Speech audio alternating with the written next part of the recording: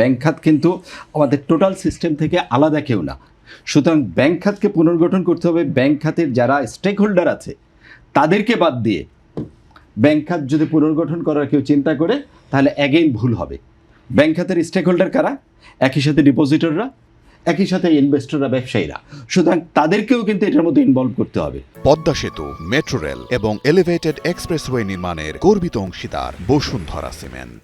তাদের ইনভলভমেন্ট বাদ দিয়ে আমরা হয় কি যে আমরা যখন ব্যবসায়ীদেরকে ইনভলভ করার কথা ভাবি, সবাই মনে করে যে মানুষের একটা পারসেপশন আছে ও ব্যবসায়ীরা ঢুকবে তার মানে তো লুটপাট হবে। It is not that.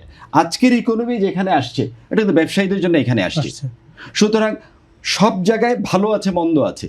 আপনি যারা লুটপাট করছে তাদের বাহিরে যে সকল ব্যবসায়ীরা মাথার গাম পায়ে ফেলে ব্যবসাটা করছে তাদেরকে আপনি সিস্টেমের মধ্যে নিয়ে আসেন, তাদের কথা আপনি শোনেন যে কিভাবে ব্যাংকিং খাতে সহজ করলে, কিভাবে গভর্নেন্সটা ক্রিয়েট হলে ব্যবসায়ীদেরও সুবিধা হবে, ব্যাংকও দাঁড়িয়ে যাবে, দেশের ইকোনমি শক্তিশালী হবে।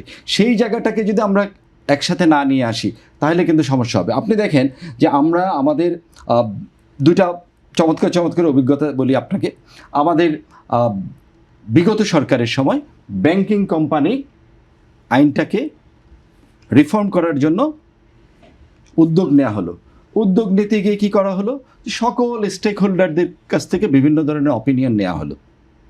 অপিনিয়ন নিল বিভিন্ন জনের কাছ থেকে, কিন্তু কারো অপিনিয়নকে আমলে না নিয়ে একটি গোষ্ঠীর অপিনিয়নকে আমলে নিয়ে ব্যাংকিং কোম্পানিতে সব তুলে সাথে অদ্ভুত ঘটনা ঘটিয়ে ফেললো।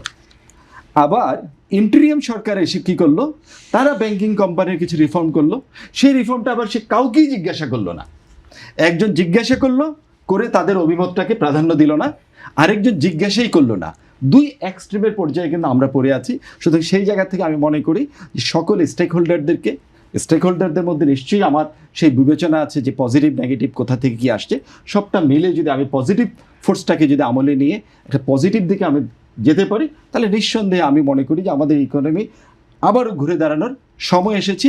This is the starting time.